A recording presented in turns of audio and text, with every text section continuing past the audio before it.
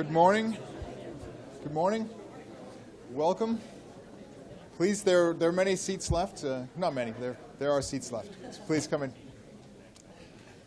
Good morning. My name is Andy Conti. I'm the director of the Center for Media Innovation here at Point Park University. It was just about a year ago that we stood in this space and talked about our vision for a multimedia newsroom with video space, audio space, photography studio, multimedia newsroom, where we bring all that together with street-level space with floor-to-ceiling windows so that people walking by from the outside could look in and the students on the inside could show off their work. I'm pleased to say today that we have delivered on that. The Center for Media Innovation is a state-of-the-art learning space for students, for professionals. It's a gathering space and a laboratory where we can start to work out the ways forward for the way we tell stories and the way we make money to support storytelling. And for the public, the center also serves as a meeting place for newsmakers and for understanding the vital roles that journalists play. We're excited about the future here. For too long, we've talked about the things that have gone wrong with journalism. The story's been negative. It's been about downsizing. And it's here where we're going to start turning the corner to the future, starting to look forward to the things that can happen with journalism, to the important role that journalists play, educating our students for that world, bringing in professional journalists and reigniting that spirit and belief in them, the things that have got them into the business in the first place, and then also connecting with the public and reminding the public just about the vital roles that reporters play in terms of upholding those who don't have a voice for themselves and holding power accountable and supporting the free flow of ideas and democracy. It's really hard to imagine a more important time for this kind of development than what we have today. As I look at the center, all of our students have been eager and excited to get in here, but few of them have been more excited or more ready to go than junior Josh Krupp. Josh, please come to the podium. Thank you.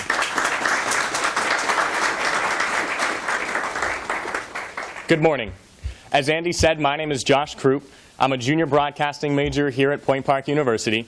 I'm the editor-in-chief of our student-run newspaper, the Point Park Globe. I'm also an active member of our campus television station, UView, and radio station, WPPJ. When I was a senior at Butler High School, I chose to pursue a career in broadcasting and communications here at Point Park University, primarily because of a small list that really only had two reasons. One, its location here in downtown Pittsburgh. And two, I was told multiple times on my visits here that no one would hold me back. If I wanted to get involved here, all I had to do was ask. And I couldn't get that from other schools, not right away. That's why I chose Point Park. I began writing for the newspaper my first week on campus, and I was on air the second. Point Park didn't hold me back. This new Center for Media Innovation won't hold students back. Not only will students have more access to state-of-the-art equipment and facilities, but we now have a central location for each of our campus media outlets to come together. When I began at Point Park, I noticed a divide among our campus media outlets. I since have worked with other leaders in student media to try and close that divide, and this new facility will help slam that divide shut. This school has taught me the importance of journalism in our society. This school places a strong emphasis on the core journalistic values that are critical to informing the electorate and maintaining our democracy. Journalism is not dead, but it is evolving. Because of that, we need to evolve and adapt right there with it. It's no longer acceptable to just be on camera or to just write for the newspaper. Media professionals and students graduating with communication degrees today need to know how to do everything. If they don't, someone who does will replace them. Someone who comes through the Point Park University Center for Media Innovation will replace them. My goal when I set foot on Point Park's campus my freshman year was simply this: get involved as much as possible to become as well-rounded as possible. I've had incredible opportunities and gained real-world experience already, and that was all before the Center for Media Innovation. I can only imagine what's around the corner for my final 2 years here because of this new facility. If I was in high school now touring colleges and listing reasons to choose one school over the other, I would have to add the Center for Media Innovation to my reasons to choose Point Park's list. I now have the pleasure of introducing one of those people who told me that this school wouldn't hold me back, Associate Professor of Broadcast Journalism and Chair of Faculty in the School of Communication, Dr. Tom Baggerman.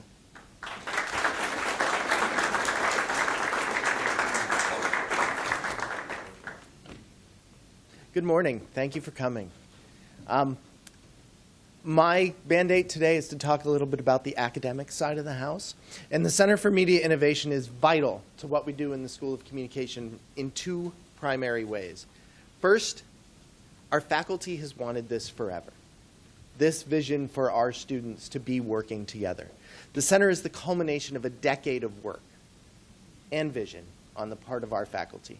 They imagined what a comprehensive news operation might look like, and then set some broad plans in place for when opportunity came knocking. Opportunity finally knocked. And those same faculty members were able to help guide the design and the operating principles of the center. Second, this is a physical representation of our school's philosophy. We believe several things that are made manifest in this space.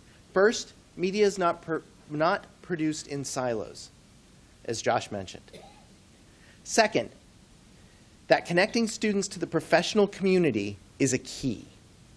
The events, the visiting journalists, and the facilities of the Center for Media Innovation will dramatically supplement what we already do in this area. Finally, and most importantly, that high-quality media is vital to our country and to the world. So our students are going to benefit directly from the events, from the professionals, from the additional facilities that we have here that you see around you, the television studio behind you, the radio studio over there, and the photo studio that half of you are currently sitting in. These are going to give them the opportunity to work together to create content that is multi-platform. And I will tell you that we are currently working with all of the student leaders at their instigation to do a blockbuster night of coverage on Election Day in a way that we've never done at this school before. But most importantly for our students, the center embodies the ways of thinking that are essential to success in today's media industries, and you heard them already from Josh. Embracing the identity of content creator, independent of platform, will help them get jobs when they graduate and will help them be innovators and entrepreneurs as they advance through their careers. So we're thinking the first step, and we're thinking long term. So speaking on behalf of the faculty and students of the School of Communication, we are very excited that today's grand opening has finally arrived. Now it is my pleasure to introduce our university president, Dr. Paul Hennigan.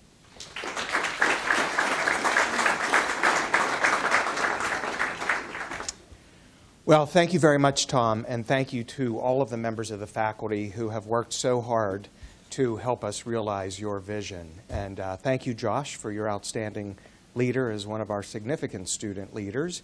And thank you, Andy, for your leadership in the new Center for Media Innovation. It's amazing when all of this comes together and we're able to create what we have here physically, but also programmatically. So on behalf of the university, welcome to the Center for Media Innovation. This space builds on Point Park University's strong tradition of training professional journalists while leading the way forward for future generations of students and media industry leaders. Media education and innovation has been a part of Point Park University almost since its founding. The school was chartered in 1960, and by the following year, the founders created the Department of Journalism and Communications. Ultimately, over the past decade, the department grew into the School of Communication. Today, more than 450 undergraduate and graduate students are enrolled in the school, seeking degrees in journalism, broadcast journalism, photojournalism, public relations, and other disciplines. Thousands of our graduates work in major media organizations across Western Pennsylvania and across the country. We also see a bright future for media professions. Without a doubt, times are changing in this industry. But with the Center for Media Innovation, Point Park University is laying down a marker that says journalism and communication must remain important for the future of a free and democratic society, for the open flow of ideas, and for cultural expression. Point Park University is committed to finding a path to that future. The Center for Media Innovation will serve as a place for students, professionals, and the public to discover new ways of effectively communicating in a rapidly evolving field, to experiment with delivery models for effective storytelling, and to discover financially sustainable models for journalism. We want to acknowledge the critical support Point Park University received from the Allegheny Foundation, and in particular its chairman, Matt Grohl. Matt bought into the vision for the center right from the start, and he brought valuable insights to the development of this space. Through this process, I have really enjoyed getting to know Matt, and he has become a close friend of the university. Thank you, Matt.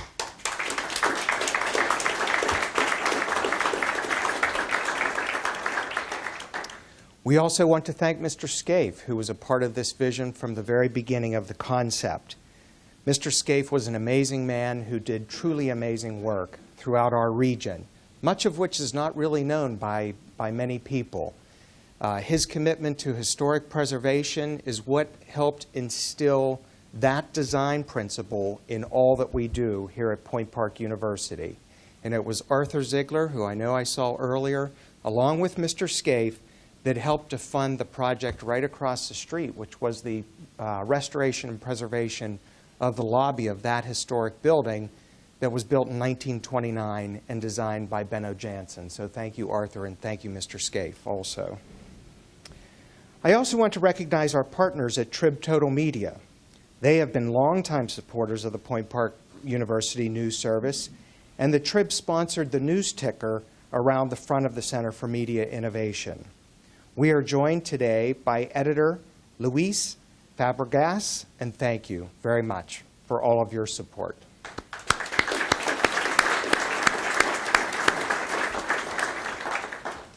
We also want to thank the local media, who have become very, very interested in this space. And I think, Andy, we've received countless requests from local media to get in here as quickly as possible and start to do some exciting things. As a matter of fact, we just had Bill Flanagan with the Allegheny Conference broadcast. It was the very first broadcast in the TV studio, and he did that about a week ago, and it just aired this past Sunday. It's his weekly show called Our Region's Business. And what was really exciting about that broadcast was that it was all student-run. So students worked on every aspect of that production, and two of the young students who were working on that were here for their very first week at college. It doesn't get much better than that. I mean, these girls were selfing and sending them to their parents. It was just an amazing experience.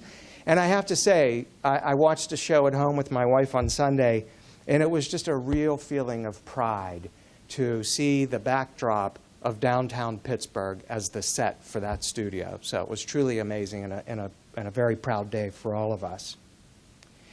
In addition to supporting the future of journalism, the Center for Media Innovation underscores Point Park University's commitment to downtown Pittsburgh. In 2 years, we will be standing a block and a half away from the brand new $75 million Pittsburgh Playhouse. We take our responsibility in downtown Pittsburgh very seriously, and we are pleased to play a leading role in the latest renaissance happening across this city. No one understands this more clearly than our next speaker, Ann Lewis, the chair of the Board of Trustees of Point Park University. And Ann, we want to thank you very much for leading our board through one of the most exciting times in the history of Point Park University. Thank you, Ann.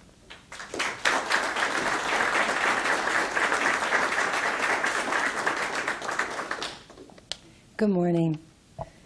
On behalf of the Board of Trustees and the entire Point Park community, especially our students, I'd like to thank Matt Kroll and the Allegheny Foundation for their generous support. The Center for Media Innovation serves a critical role for Point Park. With a rich tradition of training journalists and media communications in a city that itself has been home to a long history of media innovation, the center will provide our students and faculty with the environment and the tools they need to excel in a rapidly advancing field. For professional journalists, this center will serve both as a forum in which to address the future of the industry and as a laboratory in which solutions can be created. To the public, the center will serve as a reminder of the vital role that a free and independent media plays in our democratic life. Along with the new Pittsburgh Playhouse, the Center for Media Innovation stands as a major milestone in the evolution of Point Park University towards its vision of creating an academic village in the heart of downtown Pittsburgh. The center, with its floor-to-ceiling windows, looking in on studios for producing video, audio, photography, multimedia, and newsroom content, connects the university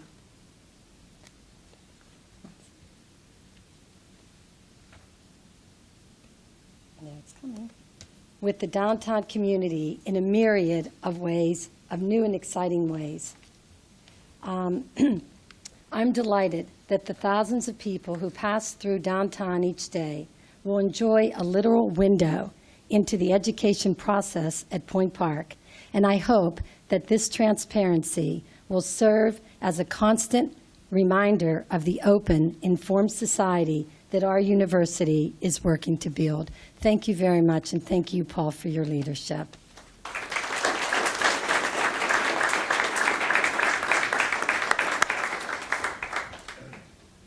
Really have to thank you, Paul, for your leadership on this, and Ann for your leadership with Point Park. It's been a remarkable transformation that the university's gone through during your tenure.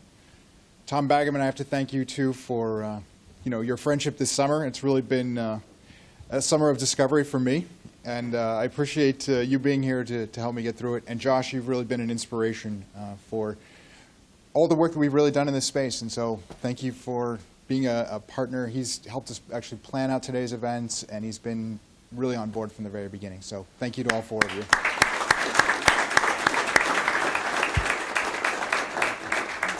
Before we conclude today's event, I also want to acknowledge several other key people from the university who have been really critical to creating the vision for this space and getting us to where we are today. Within the School of Communication, and there were two professors, Tim Hudson and Steve Halleck, who are both here. Tim's here and Steve in the back there. They really started talking about having a space like this a long time ago. And the vision that they created back then really set the foundation for what we're experiencing today. And so thank you to both of you. I also have to thank, again, Tom, you were great, and Heather Starfiedler in the School of Communication for really, for the past year, there were all these meetings where we sat down and said, what do we want this space to be, and how should it look, and how should we carry it forward, and how is it going to fit into the curriculum, and how is it going to benefit students? And they were there on the front lines for all of those discussions, so thank you. We also owe a special thanks to the many people who worked on this project. We're joined today by Steve Marjanovic from GBBN Architects, and he worked with Ann Chen on their team, and we basically said to them, we have this space and we have all these many different uses we want to, ways we want to use it. And they came up with this idea for a moving wall and glass walls that fold back, stuff that really seemed almost science fiction-y, and here we are. So thank you for your work on that. Also goes to Elmer Berger, the university architect, who really set a strong vision for this space from the beginning as well. Within the construction project, there was Chris Hill, the Vice President of Operations, and his team, Adam Domeno, who was our project manager. You guys did a great job with this. Again, carrying out, these guys created the vision, but somebody had to actually, carry it out. And then there was the Landau Building Company. And they, Jeremy Bowlby, is Jeremy here somewhere? Yeah, Jeremy. Landau, they brought a personal touch to this whole project. The project manager that they had working on this, Cal Ruth, his daughter's actually a sophomore in our broadcast program here, so he wasn't going to screw it up. He knew he had to get it right. So, yeah. I want to thank our new landlords at the YWCA. We've really been getting to know them this summer, and I have to say it's been a fast friendship. And then I've gotten tremendous support from a lot of other folks here at the university, but in particular I want to mention Karen McIntyre, she was the provost before. She's the new director of our Center for Innovative Learning, and she couldn't be here today, but she sends her regrets. She was somebody who really was a key part of making this all happen. And then John Pearson, our new provost. Still relatively new. We can call you new, right? So, newish. Yeah.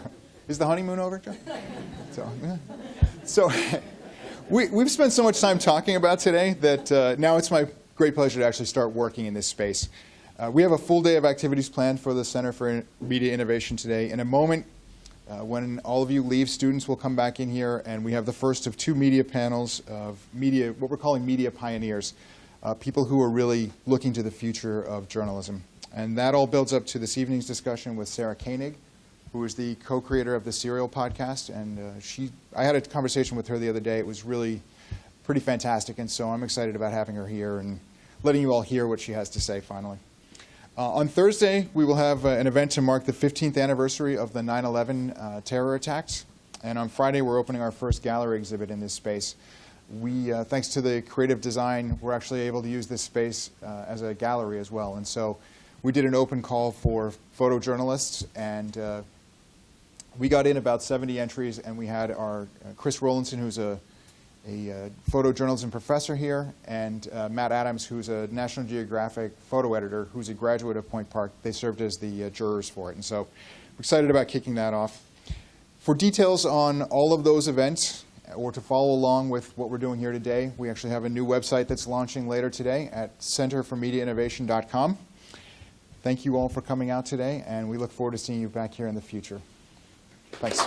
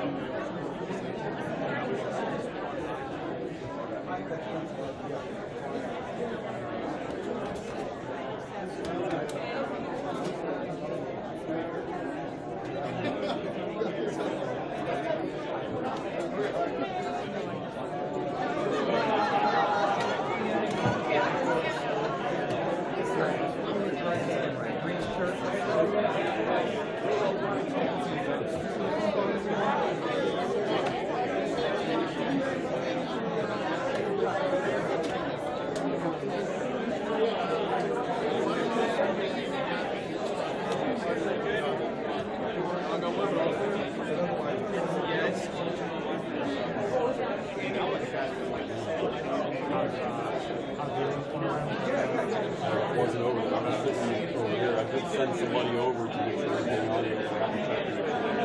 I did see the countdown.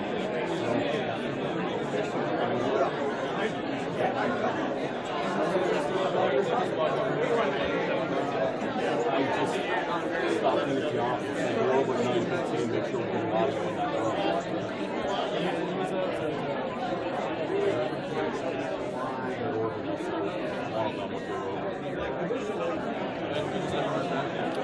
I didn't bother to look because it really, I can't help it anyway.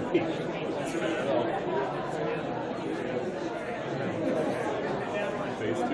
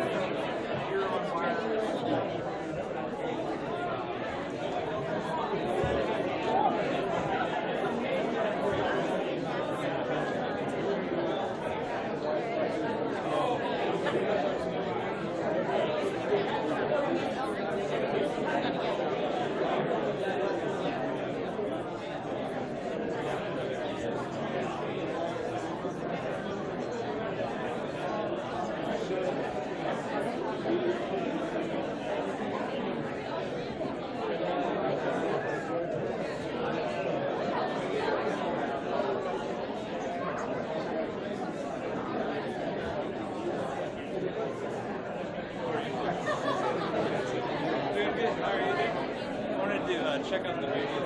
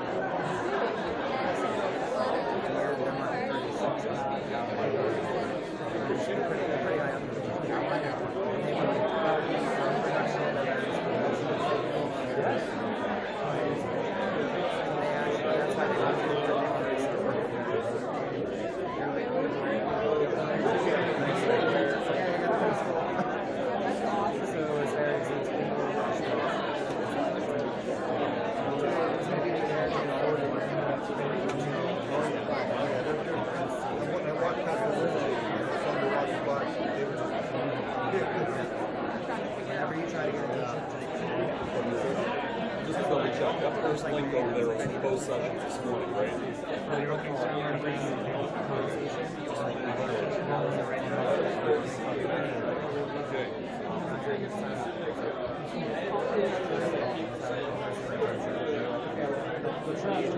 We'll see you later.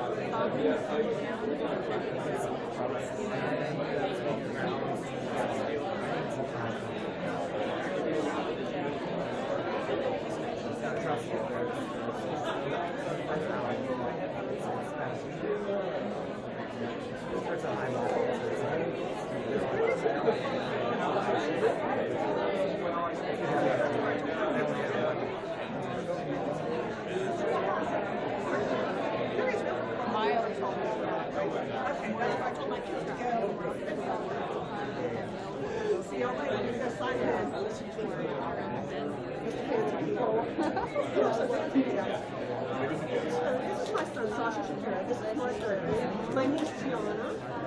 You guys have the presentation back here, or are they on the laptop? It's right there. She has to Oh, okay.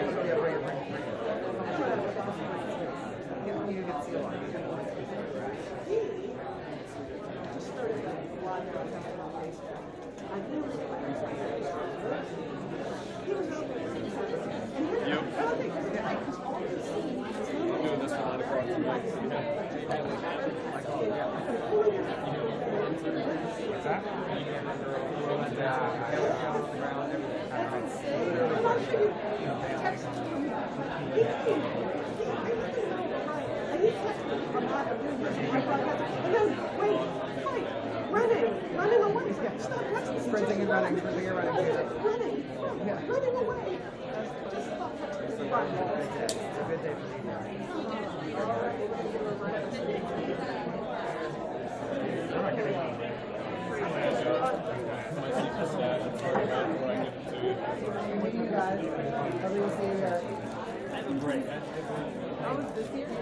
Yeah, I was my dog. I can usually get credentialed to do it.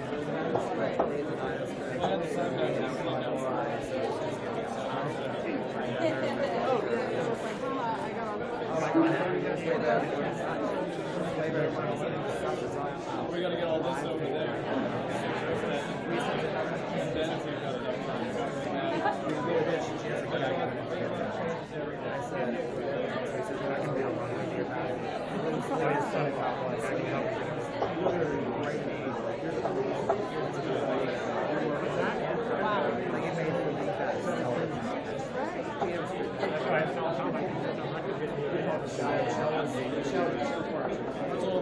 We gotta slow down on YouTube so they shut us down for high traffic.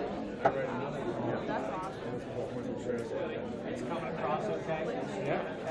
Audio's good. Yeah, but like we talked about yesterday, the upload's fine, the download's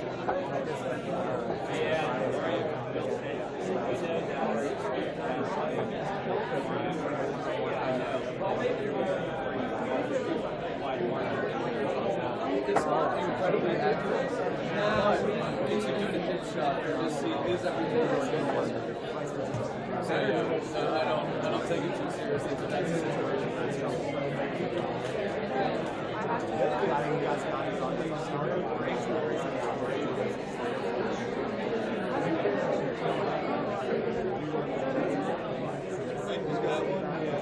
It's the one that's going up the ballroom. I was trying to get my students to interview people, but I didn't realize that was a sign. But there's no room down here, so I just played that.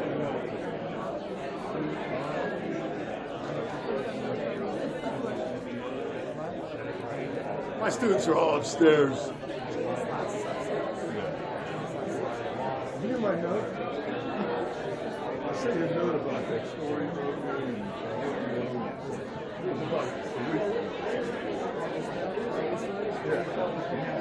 That never done anything.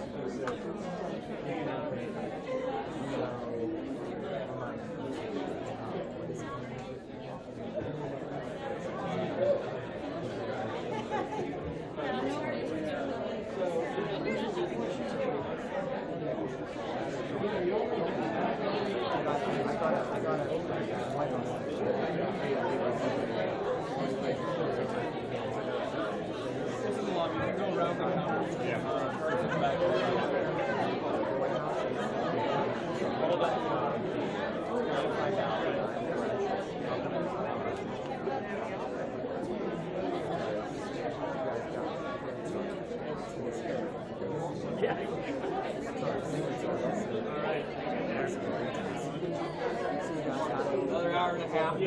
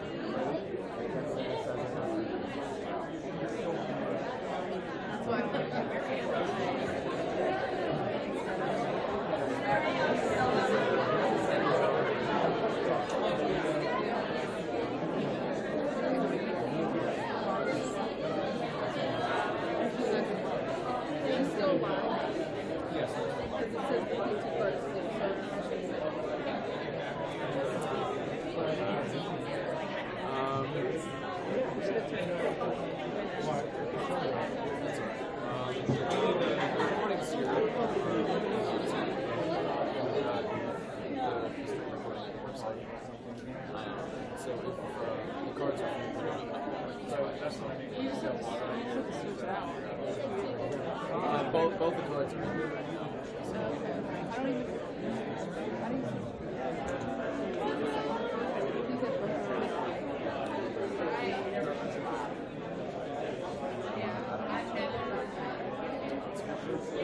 like I said, just don't even worry about it. You don't need to workshop. I guess you'll stop once you, if Yeah, it's that full. Yeah, just as long as it's pointed in the right direction. Because it does need to be open to swing. So the strips can just be apart. Yeah, it should stay. Especially if you're Yeah, mainly if you're using the ball free,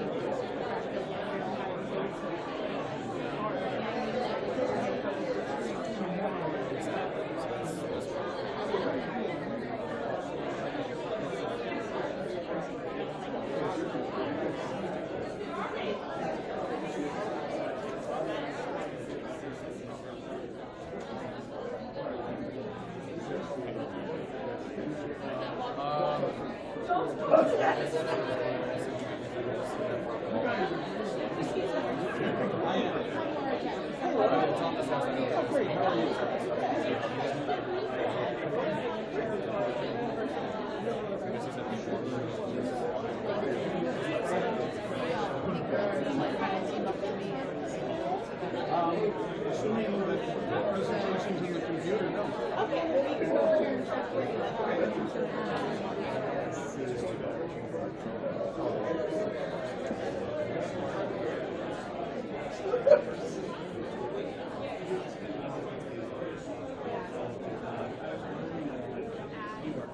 Who's overflow up there?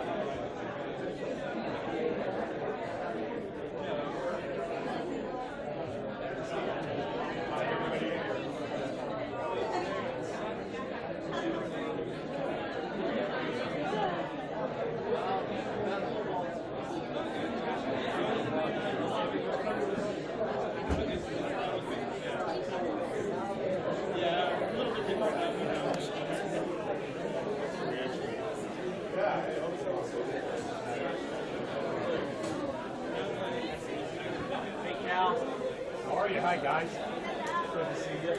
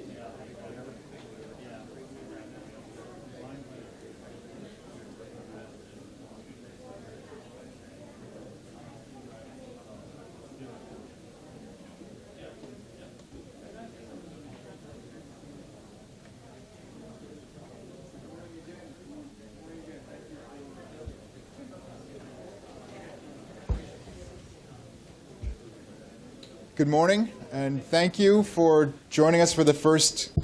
This is really the first thing we're doing in the Media Innovation Center, so I'm pleased to have you all here, and thank you for coming out this morning. To open the space, we wanted to focus on legacy companies that have been doing journalism for a long time, but that are looking for new ways of delivering the news and making money to support the delivery of the news. I'm pleased to say that we have a strong panel of reporters representing newspapers, television stations, and radio.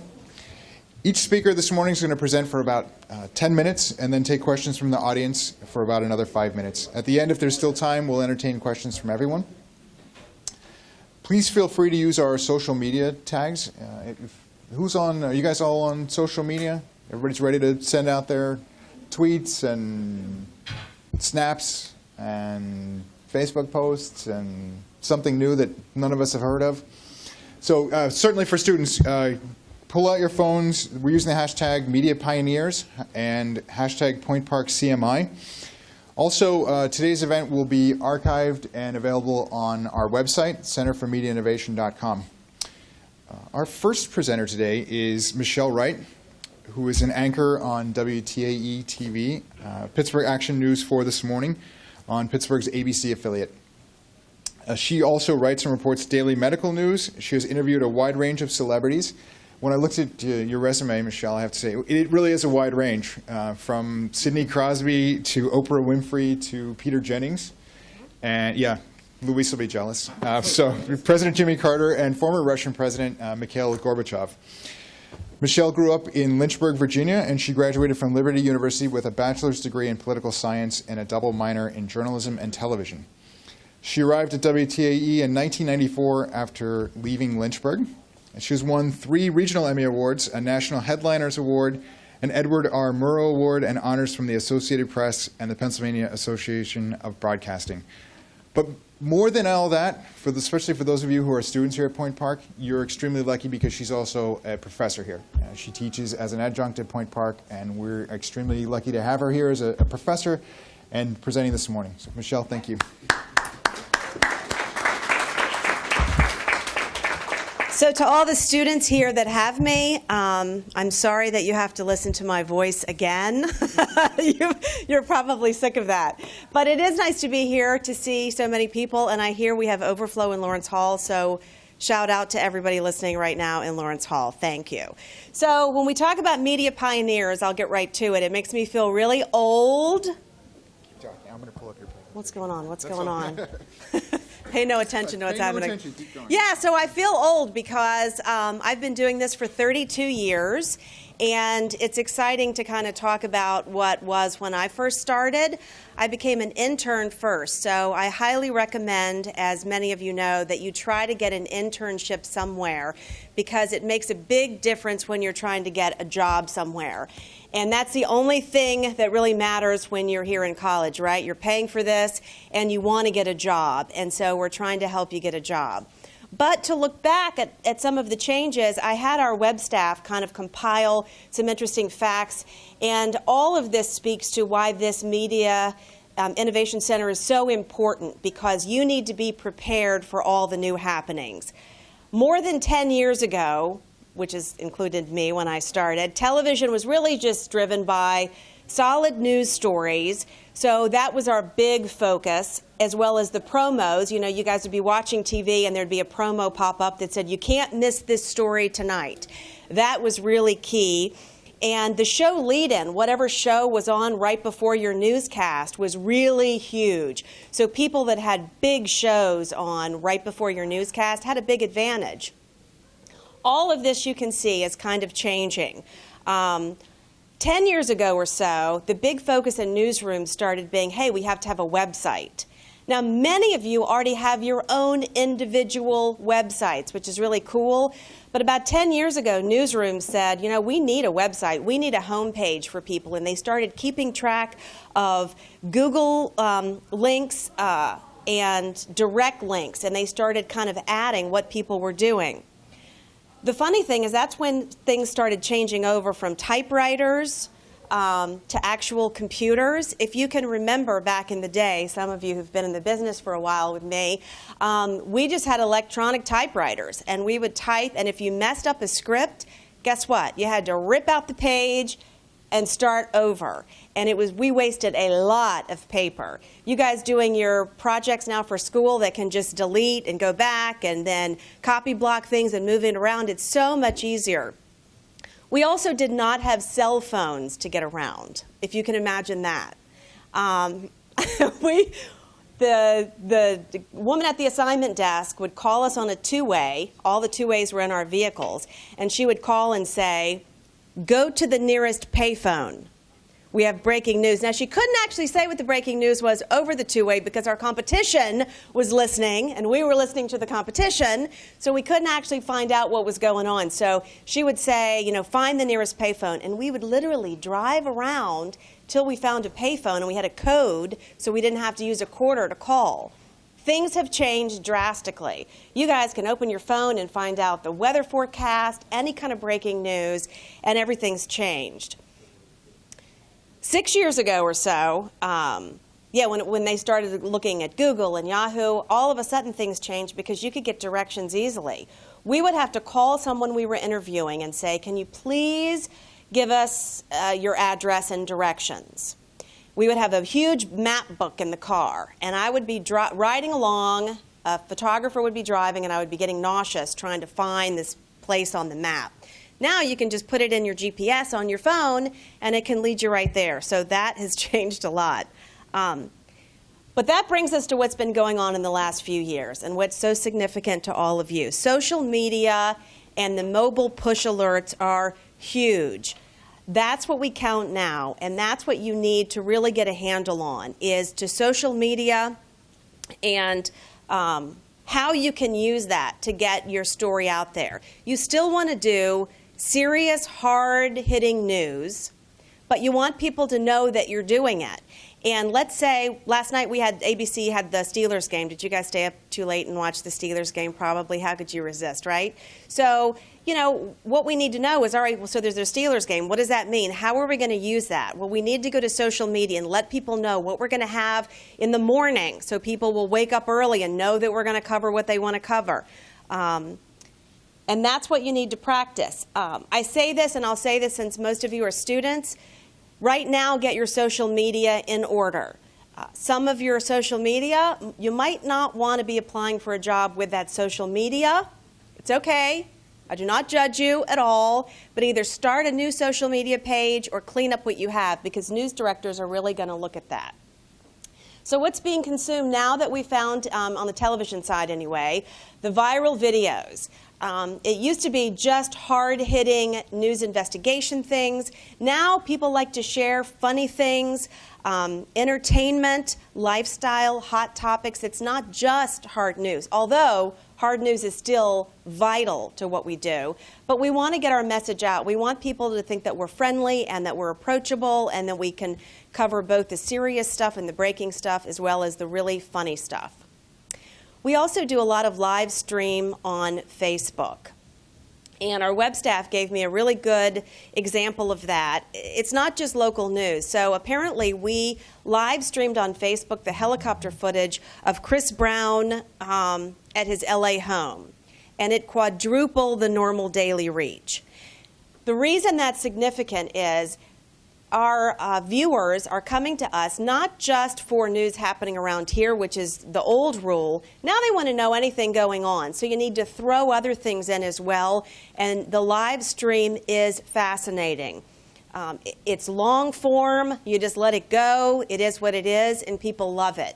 So we're all adapting to that. The Facebook live chat is really difficult, I think, for all of us who want to be on air, because not only do we have to go to stories, we also have to figure out how to make this an opportunity for viewers to connect with us. And that's the whole idea. We did a Flight 93 special. It's our Chronicle series that we do.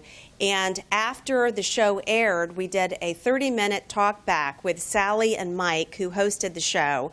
And they were able to talk to viewers directly. People would ask questions, and questions would pop up. Is anybody familiar with how the Facebook Live chat works?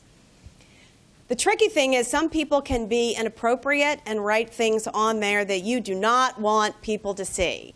or they might say something derogatory about you, which has happened to me, and it's really annoying because I'm trying to get news out there, and you don't want people heckling you. So you have to learn how to navigate that. You have to have really thick skin, first of all, but you also have to be able to use that to your advantage, because what you want to do is get viewers to feel like they know you, and it's really wonderful, and it's instant, but it makes you more personable, so you have to be ready for that. But, of course, even though the viral videos are fun and the Facebook chats are fun and people get to know you better, breaking news is always the standard, and that's why people really tune in to various television stations. I know the newspaper guys and radio can talk to their own experiences, but breaking news for television is so vital, whether it's the Liberty Bridge that's closed down, which is right next door to you guys, whatever's happening, people want to know that. So here's our strategy for that. Everybody has their phone with them, so we send out a mobile alert. We have a crew in the station that's dedicated to doing that, so everybody gets a phone alert. And, you know, you might think, oh, good grief, what do we need to know this for? Well, a lot of times you need to know for traffic or for weather. It could be a matter of life and death, and I don't say that lightly. When you talk about some of the roads that have flooded in the past, we want to get that information out to viewers. It's not just used as a commercial that says, you know, please watch us at 5 o'clock tonight because we're going to have great coverage. It's, hey, you need to know this immediately. So we use that, and we really take that very seriously. We post it on Facebook. Facebook is still the gold standard when it comes to social media. Everybody seems to be on Facebook. It's a great way to interact, so we post that right away. And Twitter, of course, is easy and very important, too. And then, you know, we are television, right? So we want to preserve our jobs in television. So we want to push for people to watch TV that we're going to have more information. So we get out instantly alerts that are going on that people have to know right then. And then we want to add, hey, and we would appreciate it if you watched us tonight because we're going to have more coverage. And then we do vice versa. On television, we can show a story. You know, for those of you in television, each report's about 1 minute and 30 seconds. A lot of times the stories have much more information we need to get out there. So we can always say, and if you want to find out more about this, we have additional interviews, we have additional video and information on our social sites. So, and of course our actual website. And so we try to push to each other all the time. So this brings us to the point about how we handle that, because those of us who've been in the business a long time, this is really difficult. A lot of you are probably on Snapchat. Guess what? I just joined Snapchat, and it is hard to figure out. I have no idea how you guys do Snapchat. I'm trying, but it's hard. But that means that you have a leg up on me. So use that to your advantage, all right? We have to be trained now. All of a sudden, all of us are going back to the drawing table and trying to figure out what comes second nature to so many of you. So use that to your advantage. But we take our training very seriously. We actually have a lot of job openings. I don't know if we have any right now, I should say, but off and on. Don't apply yet. I don't know. We got to check. But we do have lots of different jobs that deal with just social media. So a lot of you might be interested in that because it really is fascinating. So we have dedicated social media and strategists trying to guide us into how we should do this to get more television coverage. We have to be cross-trained on writing style. And some of you students who are going back and forth right now between broadcasting and print and public relations can appreciate this. You have to know how to write different ways because different media forms require different writing styles.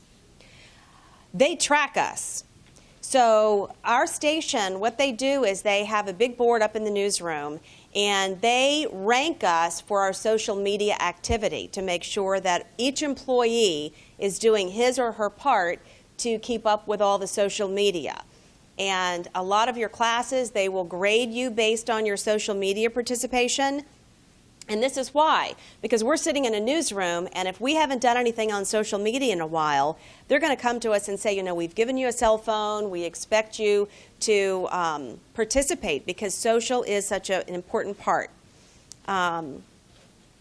And we're also using our old-fashioned, if you want to call it that, magazine partners that have been around since the beginning of time that Hearst owns, because Channel 4 is a Hearst station. So we're using our partnerships with everybody that's part of Hearst so we can talk about what we're doing in television now as well as what magazines are doing, and we can help each other, which I think is really key. And I think the last slide I have up here is just some tools that you guys may be familiar with. We reach into Google Analytics to find out who's watching, real-time audience stuff. All of the news anchors have Facebook Mentions, which is a specific tool for journalists to download to talk to viewers. And of course, we all have iPhones. And that has really changed everything. The quality of your cell phone video is fabulous. And I know a lot of you students have sent in video that you've gotten out and about for breaking news, and that I haven't assigned at all. I guess I should make that clear. But if you're out and about, a lot of you have sent it in to the news stations because it's great quality video that we use now. When cell phones first came out, the video quality wasn't that great. So learn how to use all of these things. We're still learning along with you, and that's what's really exciting about your future, is because in many cases you're already ahead of the game when it comes to these new forms of media. But again, I want to reiterate, hard news, good writing, getting both sides of the issue is still the most important thing that you can learn, but it's really nice to know all of these tools too. Great. And Thank you, Michelle. That was perfect. We have time for maybe one question from the audience. Anybody want to jump on that right now? Room full of journalism students, media students. ask me anything. Nothing is off limits. Nothing is off limits. Wow. Silence. Wow. Yes, my student, A+. What? Here you go. Now that you're anchoring, can you speak a little bit about your experience in the field and anchoring, how that's different and what you would rather be doing and why? Yes. Well, this is recorded, so I have to be careful, I guess. But there's nothing better than reporting. Being out on the scene and talking to people and crafting a story is still just the best part of the job. Anchoring is great for a lot of other reasons. And, you know, it's nice to sometimes be indoors, especially when the weather is really rotten in Pittsburgh. And anchoring is really great, and I have a great team that I work with that makes me happy to go to work. But there's nothing better than going out and reporting. And so really take that to heart. A lot of students just want to sit at the anchor desk and see how they do and record. That is not the way to get a job. You're not going to start off anchoring anyway. So really take advantage of going out in the field and reporting. And it's really the best part of the job, really. Okay. Thank you.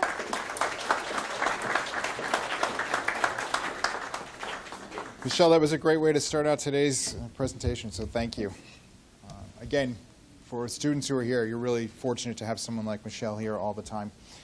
Our next speaker is Ben Howard. I'm excited to have him here as well. Ben is from the Post-Gazette.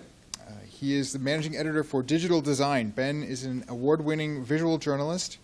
Since 2005, he has designed and coordinated major interactive news stories for investigative series and coverage for many of Pittsburgh's biggest sporting events, which is, you know, that's big stuff here in Pittsburgh, right? So he's covered 3 Super Bowls and 2 Stanley Cup finals. I mean, I don't know, how many other cities can even say something like that, right? His work in print and digital has been recognized by numerous state, national, and international awards, including 12 Society of Design News honors. Please join me in welcoming Ben Howard to the podium.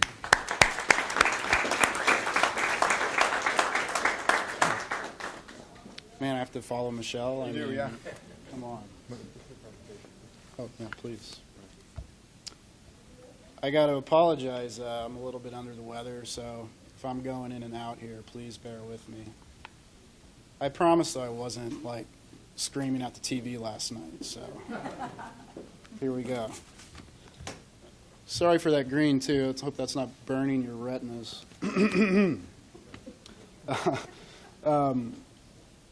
I'd like to start by congratulating Point Park on this awesome new facility. I think it's great. I mean, it's exciting to see this kind of investment in journalism, especially since more people are reading and viewing the news now more than ever.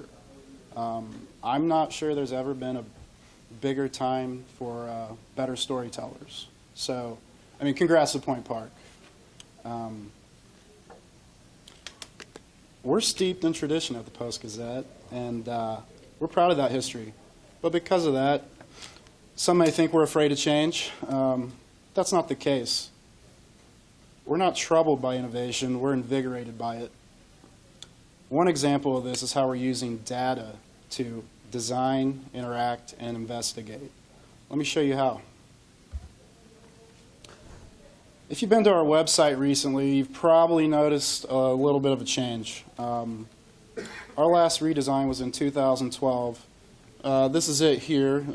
It's a pretty straightforward design. You got a few news stories in this above the fold section, some related links to those stories, and breaking news. We wanted to update that look. We wanted to feel more modern. We wanted to be more responsive.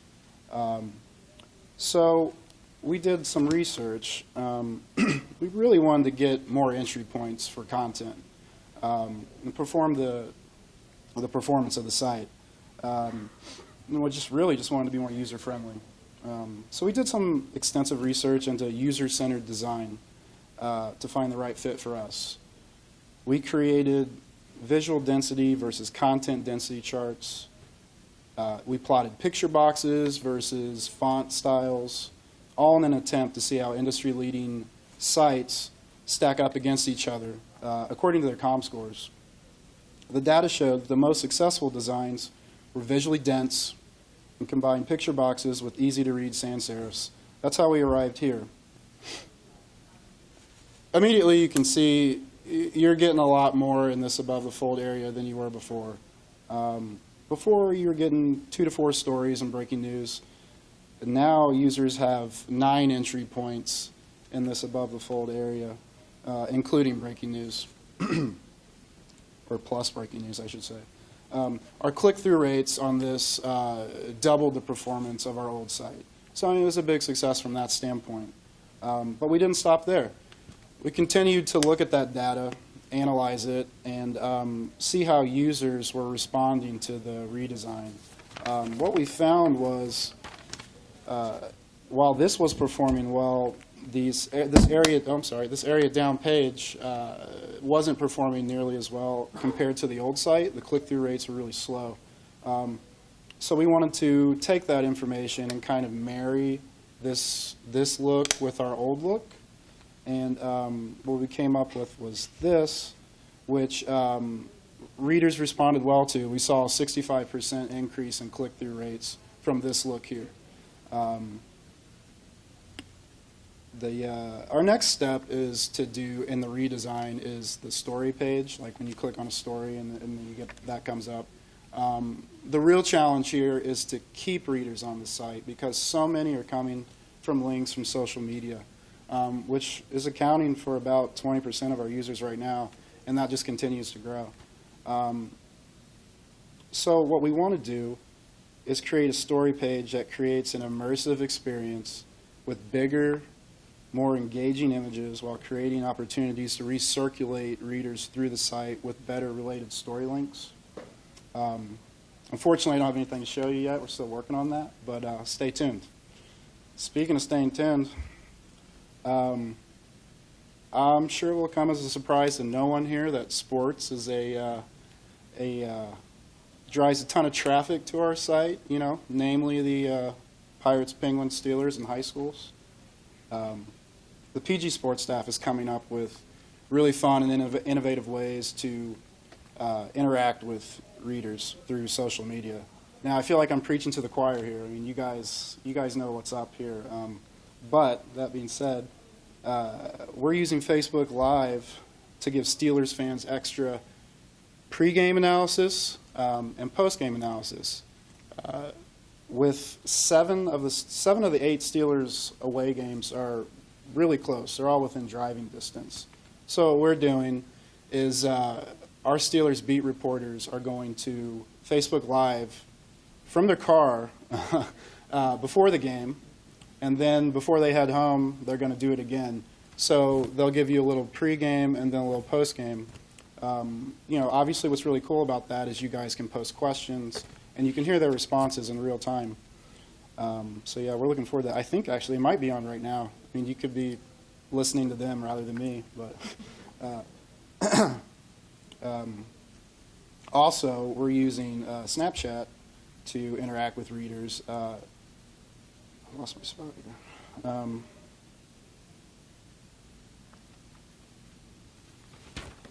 Excuse me. I'm a really good public speaker, as you can tell. Starting 3 weeks ago with the start of the high school football season, we started using Snapchat geofilters for select games, sort of our games of the week. From a marketing standpoint, it's been awesome. We've had, at the August 26th Woodland Hills versus Gateway game geofilter, we had 230 uses for 21,653 views. I don't even know how that's possible, but it is. Overall, from just 10 filters over the past 3 weeks, we've had 1,300 uses for 97,500 uses. I mean, obviously it's a great way to get the brand out there and also try to grow a younger audience, an audience that we really want to try to engage more with. But one of my favorite projects has been the hashtag Cup Tracker. We're using Google's geo-tracking software to keep an eye on the Stanley Cup as it travels across the continent and the world. Excuse me. It's been a fun way to interact with fans as they can tweet or share their photos with the cup when they encounter it in the wild. And at the same time, we're monitoring Twitter and Instagram for Penguins' latest posts with the cup. By simply clicking on one of the location pins, you can get details and also images. For me, the culinary exploits of Stanley Cup have been the most interesting. Like Brian Russ here is enjoying some French fries. I'm sure that was a late night thing. And then on the left here, you got a Penguins doctor sharing some Skittles with his family, friends, and neighbors. You got that's Kevin Porter in the middle. He's enjoying a nice cup of breakfast, I should say. Cup of cereal for breakfast. Brian Dumoulin there, he's from Maine. He took the cup back home and he stopped by the ocean, where him and his buddies thought it'd be a great idea to drink seawater out of the cup. But my personal favorite, Chris Letang's Ultimate Cupcake. That's so great. It doesn't get much better than that. Since starting the Cup Tracker in June, we've had nearly 63,000 views on this. But it's not all fun and games at the PG. We're using data to investigate many of our hardest-hitting stories. While covering her police beat, Liz Navratil noticed a trend among a few homicide suspects also being wanted on parole or probation violations, some of which were on the lam for 9 months before finally being arrested. That began her year-long journey into the Missing Fugitives Project. Liz applied for and was granted an O'Brien Fellowship in Public Service Journalism that took her to Marquette University for 6 months. From there, Liz requested parole probation data from 50 of the country's largest counties. However, for a myriad of reasons, many of those counties didn't have reliable data, so she had to settle on 17 counties where we could compare data with. With the help of the Milwaukee Journal-Sentinel, Liz was able to find that across those 17 counties, parole and probation violators spent an average of 63 days evading police before being arrested.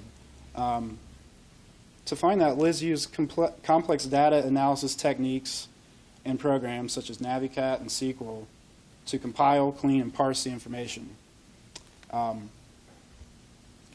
This proved to be the most challenging part of the project, as nearly every one of those 17 counties had a different way of recording the data. It took her months to organize the information to get an apples-to-apples comparison. But it really paid off. Since the story was published, the county sheriff said he intends to ask for more manpower for his office during budget talks this fall, with hopes of focusing on fugitives. 3 county council members said they're interested in talking about more funding, with one calling for a wider review of probation parole. Also in Minnesota, they're asking for more manpower and resources. Excuse me.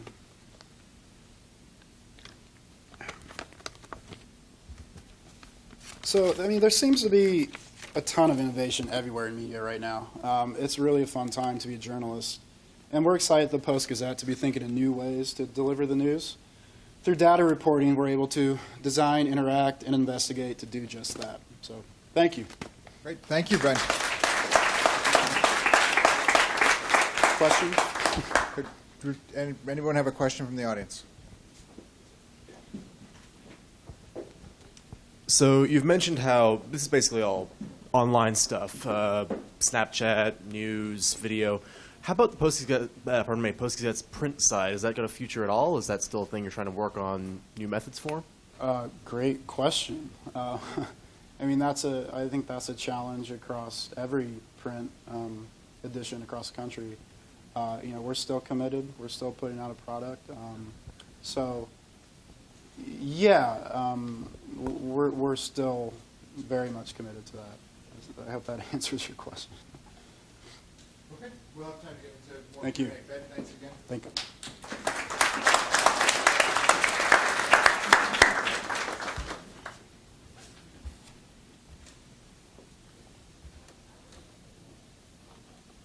It's Luis, right? So our next guest is Luis Fabregas. He's a close personal friend of mine. I worked at the Trib Review for almost 15 years before coming here to run the Center of Media Innovation here at Point Park. Luis has been at the Trib. He was there when I got there, so he's been there for 19 years, and he says he's eager to grow the newspaper's digital audience while preserving watchdog journalism and strong storytelling. Luis began his career as a reporter for the Valley News-Dispatch in Tarentum. He spent more than a decade on the Trib's investigative team covering health and medical issues. He's written about unnecessary liver transplants, hospital infections, stem cell research, healthcare economics, and the polio vaccine created by Jonas Salk. His work has received national recognition from the Association of Healthcare Journalists and the National Association of Hispanic Journalists. Fabregas also has received dozens of state and local journalism awards. He's a 3-time recipient of the Ray Spriggle Memorial Award given by the Press Club of Western Pennsylvania. Luis, welcome.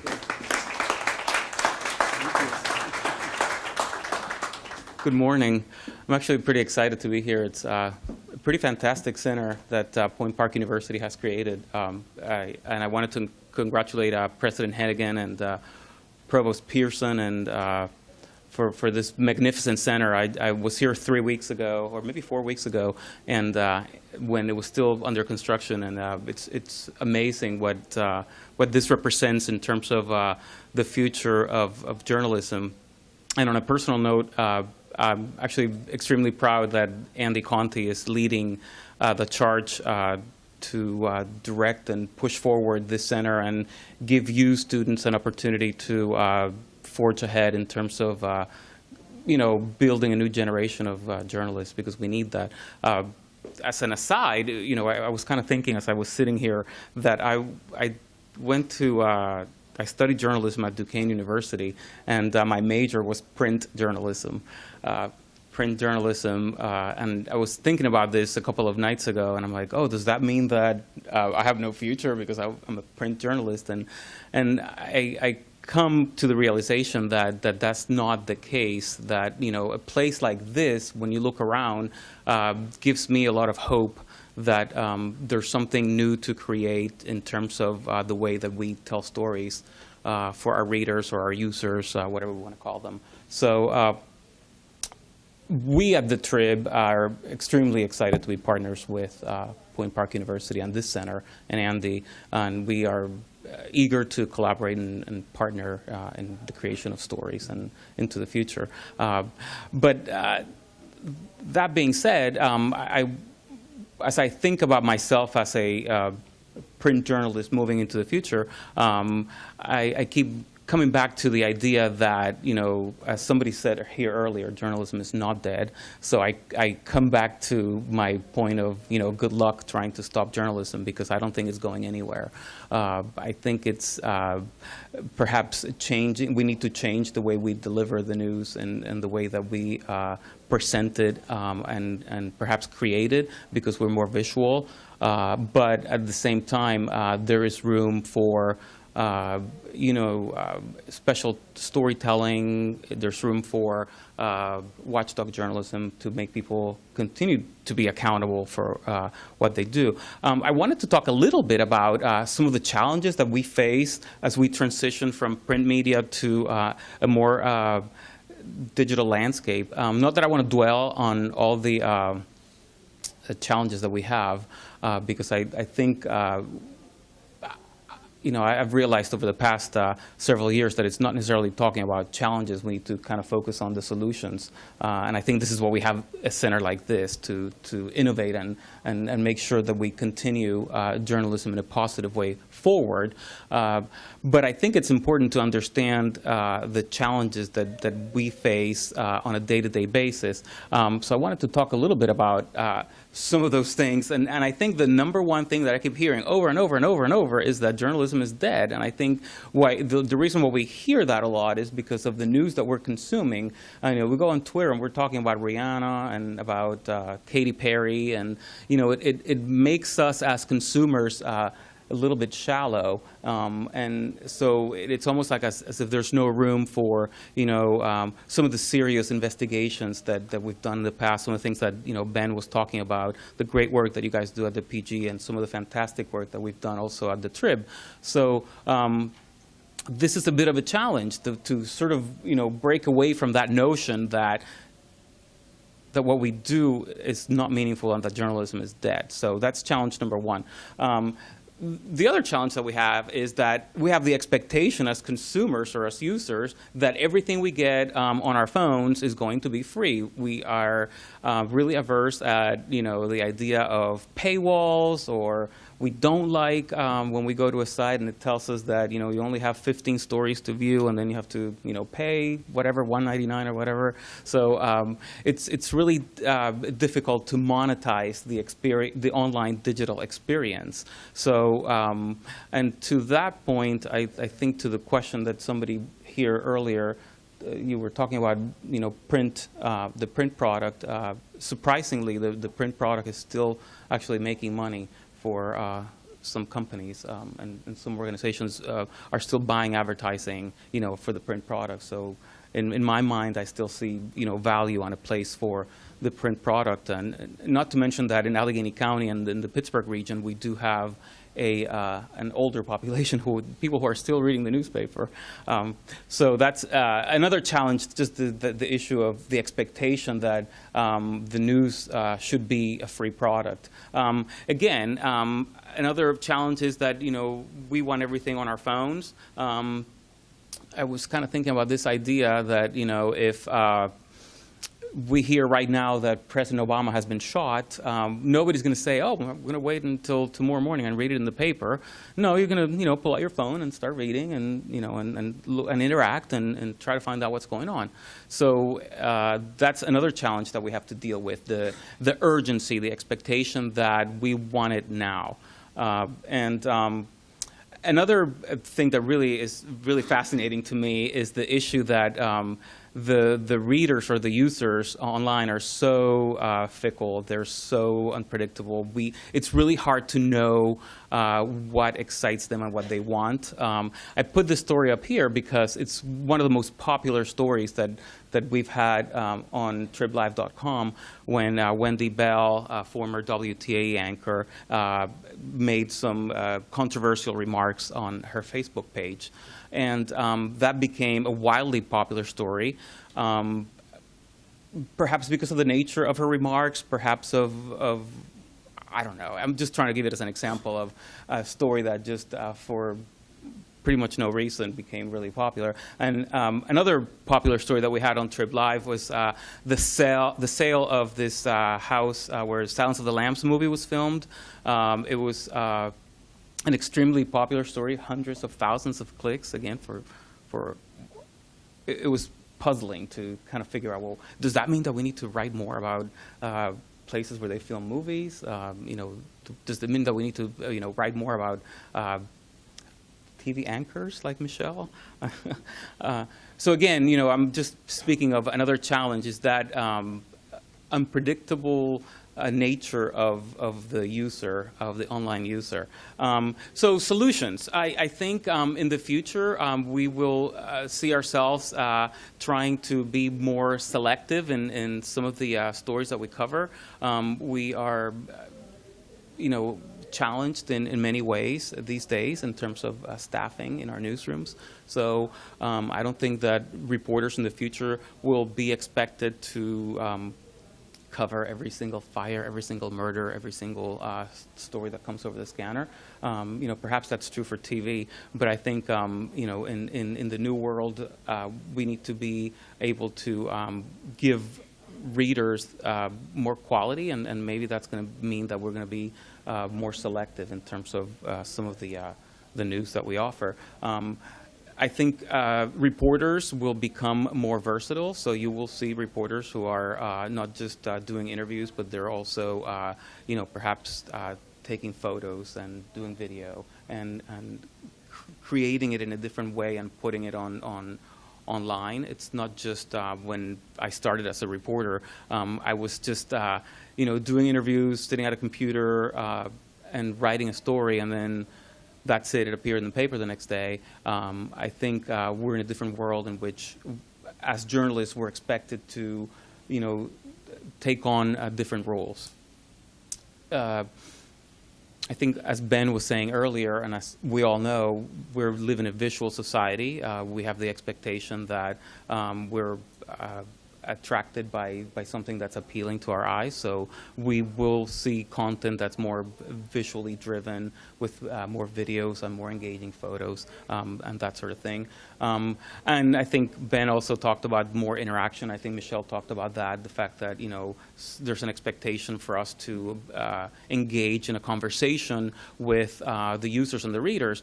It used to be that we created, in the newspaper world, one newspaper every night for the next day for people to read. Right now, we're almost creating, 100 or 1,000 different products because some of the users can select the stories that they read based on whatever their interests are. So it's not so much that it's a one-way street that we're giving users, this is what you're going to get in terms of news. No, you as the user are coming to us and you're telling us, this is what I'm interested in, this is what I want to read about. So in closing, I just want to say that, while we are in a way transitioning to a new era in journalism, I think it's imperative that we stop saying that journalism is dead, that we embrace the future, that we embrace a center like this, and look at this as an opportunity, not just as a way of saying, oh my God, what are we going to do? Newspapers are dying. No, we have a really unique opportunity to create something new from the ground up. And I think this center is an example that we should really take into consideration as we move forward. And I thank you so much for your time. And if you have any questions. Luis, thank you. It's perfect. I love questions. I was interviewed by a photographer this morning, so you're right, things are changing. A question from the audience. We have a question for Luis? Okay. That's fine. All right, thank you.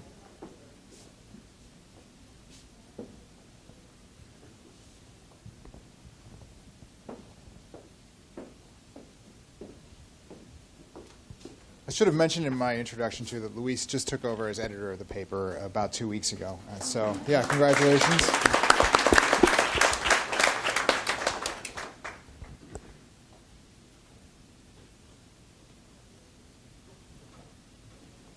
It's your turn, yes. So our next presenter, Terry O'Reilly, is also new to his job. He's pretty much new to his new job, but he's not new to Pittsburgh. It's a chance for him to come back to Pittsburgh. Terry O'Reilly is the president and CEO of the Pittsburgh Community Broadcasting Corporation, which includes WYEP and 90.5 WESA, Pittsburgh's NPR station. An award-winning producer, journalist, and executive, O'Reilly has more than 4 decades of media experience. He came back to Pittsburgh from Minneapolis, where he served most recently as Senior Vice President and Chief Content Officer for Twin Cities PBS. There, Terry was recognized with more than 24 national and regional Emmy Awards, which is really amazing, 24 regional and national Emmys, O'Reilly has spent 3 decades in the commercial television industry with experience at Reels Channel and the Weather Channel. Thanks for the great weather today. It was perfect. Before that, he worked at Westinghouse Broadcasting Company, including 3 years at Pittsburgh's KDKA TV in the 1980s. We had lunch the other day, and I found out that he had hired about half the TV reporters in town, so he knows everybody. Please join me in welcoming Terry back to Pittsburgh and to the podium. All right. I hope you'll indulge me. Anybody a Mac person? I'm standing in front of this device. It sort of looks like a Mac, but it looks like it's about 10 years older. So, in any case, I'm gonna talk a little bit about public media. Is it state of the art? Okay, it is a state of the art PC. I'm going to spend some time talking about public media, and I will apologize in advance for the fact that when I do presentations, I like to wander around and I like to point at things, and I have been told that they are streaming and I must stand here. So if I appear to be constrained in some way, that's really what's going on. I want to talk about public media, and let me just tell you that from the start, the state of public media in the United States is pretty good. In fact, it's darned excellent given the investment that our country makes in it. And this is a statistic you may not know. 360 public television stations in the United States, 1,100 public radio stations, roughly. How much does the federal government spend on all of this infrastructure? For every taxpayer in the United States, it's $1.35 a year. It's a pretty small number. In Europe, it's in many countries, it's 10 times that or more. So in the United States, we get a heck of a bargain for our federal investment. And the work that's being done nowadays, not just by public broadcasting and television and radio, but the nonprofit online journalism sites is really terrific. I would really hate to think of where we would be landing as a culture, as an information ecosystem, if all of our news and all of our information, all of our entertainment was driven by corporate and commercial ventures. And as someone who did that for 3 decades, I realized that you need both. But I think in the public media world, we can do better, and I want to share a couple of ideas. Andy mentioned some of the stuff about me. I've been doing commercial and non-commercial television and radio for about 40 years. I've worked in the United States and I worked overseas. The last job I had, again, in the Twin Cities, we were producing primetime specials and kids series for PBS. And that is, I will tell you that, again, having worked in the commercial side of the business and having worked in the nonprofit side of the business, being involved in mission-based journalism and mission-based television production doesn't pay as well. But it is an extraordinarily, extraordinarily rewarding thing to do. About half of my career was in journalism. I have never taken a job, with the exception of once, that I have done before. So I have a varied background. Some people might say I have occupational ADD. So I come into these comments that I'm going to make not from the perspective of a commercial broadcaster and not from the perspective of a nonprofit journalist or even of a digital publisher. I've been involved in all of those things, so some of the things I'm going to talk about are really an amalgam of all of that. I returned to Pittsburgh 3 weeks ago as the CEO for Pittsburgh Community Broadcasting. You don't know that name because we don't use that name very much.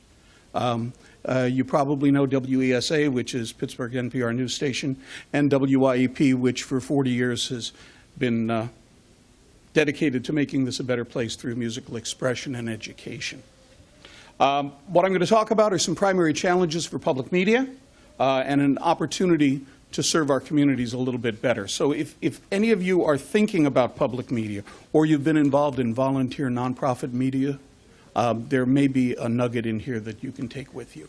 Since my background is primarily broadcasting, I'm going to talk a lot about broadcasting, but understand implicit in everything I talk about is the fact that we have this emerging digital nonprofit world as well. In the nonprofit world, or in the public media world, I should say, our program informs, it enriches, it entertains, and while it's nice in public media once in a while to have a big hit like Downton Abbey, more often than not, our day-to-day work is sort of the heavy lifting of creating what they call content of consequence, stuff that matters. Our journalism is similarly geared towards service. We don't necessarily have the biggest audiences. We don't necessarily have the loudest debates. Our goal at the end of the day is to bring light and not heat when we examine issues. And the good news is that Americans love and trust public media, and in fact, it remains one of its most trusted journalistic institutions. Now, not until not too long ago, we had a really stable business, save for occasional efforts in Washington to cut the funding to public television and public radio. We had really well-established products, traditional shows that turned up in a pre-scheduled program schedule. We had established distribution platforms, broadcast radio, broadcast television. We had limited competition in our content genres, from journalism to some of the programming that we produced in radio and television and now in the digital sphere. We're a really different animal than our commercial competitors. And until recently, there were only so many alternative sources for that kind of content. And we had a very well-defined business model. We had membership, we had corporate funding, we had philanthropic support, but the primary thing, the core for the funding for the public media world in the broadcast, was the fact that we had funding that came to us from the federal government, from the taxpayers, $1.35 apiece every year, that covered most of our operational needs. Over the course of last decade, that started to change. Well, we no longer have those predictable products. You got this podcast thing. What was it? Serial, at the last time I checked, had in excess of 55 million listens. It's amazing how quickly that changes. We used to just have, one path to get content to you. Now our distribution paths are many. In addition to traditional broadcasting, HD radio, there's satellite, there's downloads, there's streaming. On the television side, we used to have broadcast. Now we have cable, now we have satellite, now we have web streaming as well. Where there used to be just a handful of channels, there are now literally hundreds. And with changes in technology and the expansion of distribution, we have lots of new competitors. And they're not just big competitors. The barriers to entry in the media business are now such that, and you all know this, anybody with a microphone can be a podcaster, and anyone with a smartphone can be a video journalist. Then there's money. In the public media business, we have a sort of an ill-founded and ill-defined funding model going forward. Until a few years ago, the federal government used to provide a lot of money that paid for the infrastructure of public media. So when we had the digital television conversion, it was about 10, 12 years ago, something like that, the federal government helped to pay for that by giving public media outlets the money to buy those really expensive transmitters. Well, that program has now all gone away. And so as public media looks ahead to the next turnover in technology, and it's coming fast, it's likely that the feds won't be involved, and that public media outlets will have to find ways to raise the money to underwrite that themselves. The issue isn't just the government. We have a lot of corporate funding. Corporate funding is more elusive now than it's ever been before. And we have support from foundations, but this is kind of interesting. It used to be that foundations would pay us to do certain kinds of work. Now they're less interested in what we do than they are in the impact of what we do. And so in addition to having to do the work, we have to invest in administration and research to be able to go back and say that if you let us produce this program, or if you let us do this journalism, that it will have this outcome in the community. So increasingly, the burden for paying for public media falls on you, the viewers. Thank you. The challenge is, and again, I look at you all and I see this challenge. We know that the coming generations very much enjoy public media. And we also know that millennials, Gen X, Gen Y have all indicated a willingness to invest in things that they like and they trust. But by and large, they don't want to be a member of anything. And that's the structure that we've used to underwrite public media in the United States for a long time.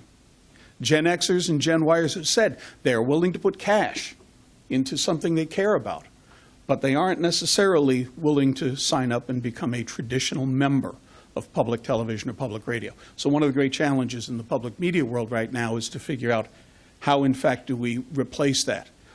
In most public media outlets, well, I can say in those that I've worked in, membership dollars account for 40, 50% of the total operating budget. So having that direct relationship with members is really important.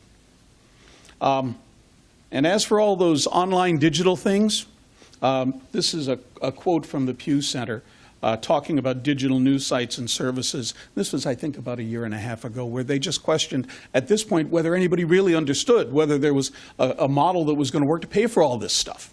So to go back to a comment we heard earlier, everybody wants it, everybody likes it, everybody wants it for free.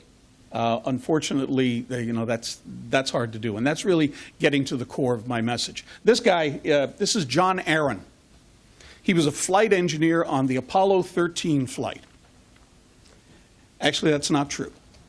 This is Lauren Dean. He was the actor who played John Aaron in the movie Apollo 13.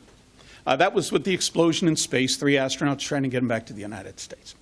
The crew struggled to stay alive in space, folks on the ground desperately trying to find a way to take the batteries on this spacecraft and have it last the time it took to get back to Earth. At one point, John Aaron, or at least Lauren Dean playing John Aaron, used the following line: "You're telling me what you need, I'm telling you what we have to work with here." And that, in fact, is sort of the theme of what's going on in public media right now. And we have to acknowledge the fact that as much as we think we know what we need, the truth is that we're going to have to make some compromises because the world is changing and there is no blank check for this work. So I'd like to posit an idea for public media. And I know some of my friends are watching the stream today. And this isn't a radical idea because there are a few other folks who have proposed this in the last decade or so. I think there's a big opportunity in non-commercial media, television, radio, online, to create local partnerships that, in fact, can change the nature of journalism. By pursuing this role, I really do believe that we in public media can play an essential role in the care and nurturing of our communities going forward. And I think it's a mistake for single public media organizations to think that somehow they can do all of this on their own. None of us have the resources that are required to do this work on our own. And I just dropped my notes. I shall be right back. National organizations like NPR and PBS do a really terrific job with national news. The problem is that in a lot of local communities, especially communities outside of the major markets in the United States, there isn't a robust local public media journalism entity that plays a counterbalance to the good work that commercial media does. You know, commercial TV and commercial radio do a great job of talking about the who, what, when, and where. In public media, we look at our job as being concentrated on the why and the how. And increasingly, in smaller markets in the United States, that is not there because the funding doesn't exist, and you have too many public media entities that are trying to do something on their own that, candidly, they can't accomplish. Harvard Journal of Law and Technology a few years ago said there were groups that, if they worked together, could really change the face of nonprofit journalism. Public broadcasters, community media, independent producers, folks who have their own cameras and want to go out and create stuff on their own. Publications and websites that are non-commercial, and also informational media. These are groups that, if they came together, could in a really terrific way leverage content and change our communities. In the past, all of these entities sort of oriented themselves by platform. Radio guys did radio, TV guys did TV, digital guys did digital. What if we focused less on our distribution platform and focused more on the needs of the community? What if we shared, as public media, shared our respective strengths, content curation, production, creation, distribution, expertise in a specific area of content, and aligned ourselves really closely with other organizations in a way that accented our mutual strengths, accented our assets, got rid of some of the repetition in function, cut out some of the costs that we have over and over again that keeps us from being able to do the kind of journalism we want to do. At the end of the day, that would lead us to a really more robust local public media. Great quote from this year's Pew study on the state of news media. This is sort of the equivalent of if a tree falls in the forest and nobody's there. Does it really happen? Well-reported news stories aren't worth much unless they've got distribution. So that really does offer an opportunity. If local nonprofit media entities can partner with broadcast entities, great things can happen. We're already doing a little bit of that at WESA. We're partnering with Public Source, the Allegheny Front, Keystone Crossroads. We work with other NPR stations across the state of Pennsylvania to provide coverage. And it really have formed, in some ways, a powerful new public media network. And we're really only getting started. Again, I've only been in this job for 3 weeks. And I really do believe that the key going forward to the success of the news side of what we do lies in public media partnerships. So, in conclusion, I really think that I think journalism, particularly nonprofit journalism, is at an inflection point right now. It's a place where we can choose to define ourselves as being independent media entities, or we can choose to define ourselves as being an integrated community media enterprise. I think there's an opportunity at hand right now to prove that local public service media can be an ecosystem that is greater than the sum of its parts. And it can engage everyone from the biggest nonprofits in town to folks with a camera or a cell phone like yourselves who can be part of a really big thing. And I think now's the time to take up the challenge. So anyway, thank you for welcoming me back to Pittsburgh. I was last here in 1983 when I was 28 years old, and I made $37,000 a year as Bill Burns' boss. I was really bad at it. For the students in the room, you have chosen a profession that I will tell you that, having done it for more than 4 decades, is one of the most rewarding things you can do. But I would encourage you to give some thought to public service journalism and to nonprofit media. Thanks.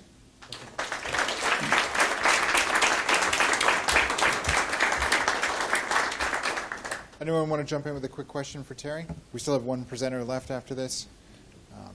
Yes, here you go. So how has public media changed comparing to like Minnesota and all the other places you have been? Well, there was a great skit that they did on Saturday Night Live probably a decade or so ago about the 2 women that were like hosting a public radio show, and there was an unfortunate. One of the unfortunate episodes involved Alec Baldwin and the sale of small candies. I'll spare the permanent record any reference to it. But it really, I mean, in the past, public media, it was introverted. It tended not to speak up for itself, provided a valuable service. But I don't think that it really appreciated the role that it was going to have to play. And if you look at what's happened in commercial media sort of in the last 15 or 20 years, where, when I worked in Pittsburgh last, if you subscribed to the best cable system in town, you might have gotten 30 channels. And now it's unlimited. So, the nature of that whole broadcast ecosystem is such that commercial broadcasters are being drawn in a different direction, and that leaves a certain void. And that's how public media is changing. I think in some ways we're less apologetic for the fact that we ask for money because we know we do really good work. And in some ways, the challenge of what there is for us to do is now really clear. There is just not enough time when the images and the comments go whizzing by on CNN or on Fox News. There isn't a whole lot of time to sort of answer those questions about how did something happen and why did something happen. In our newsroom across the river here, we don't chase fires and ambulances and all of that. And strategically, that's a decision we made, that we're not in that business. We want to help you understand why your world is the way it is, and not necessarily be the place that you come when there's breaking news. Thank you.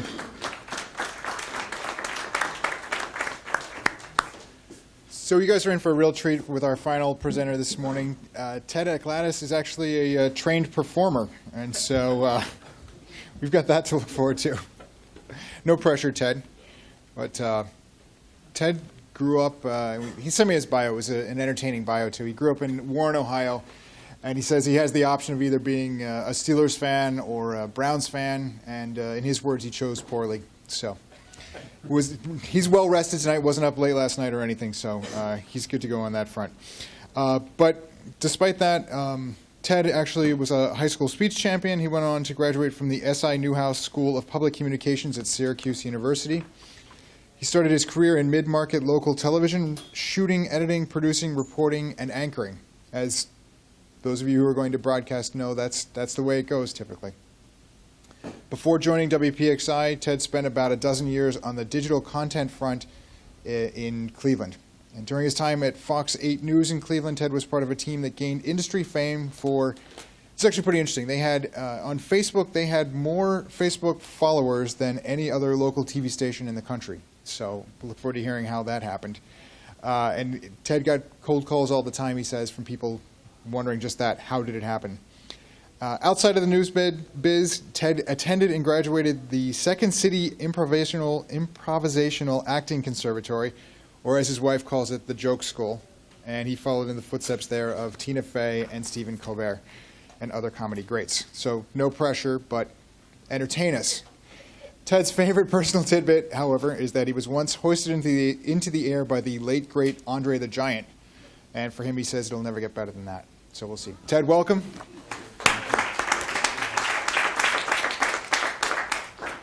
Andy, you planned this out wisely, putting me last, because I mean, gosh, I'm humbled to be on this panel. I mean, these people are people that I respect a whole lot in this industry, and to be here at this place is amazing. This is the kind of place where real innovation is going to happen. This is where we're going to, chart our path into the future and figure out what this business becomes. So it's really an honor to be here. But just so you know, I told Andy that I wasn't going to have a speech prepared, and I don't. I don't have a PowerPoint. I really just wanted to flip the script, if you will, and throw this out to you guys, because it's you guys that you're going to come up with the answers. And so before I start talking, what I want you guys to think about are a few questions.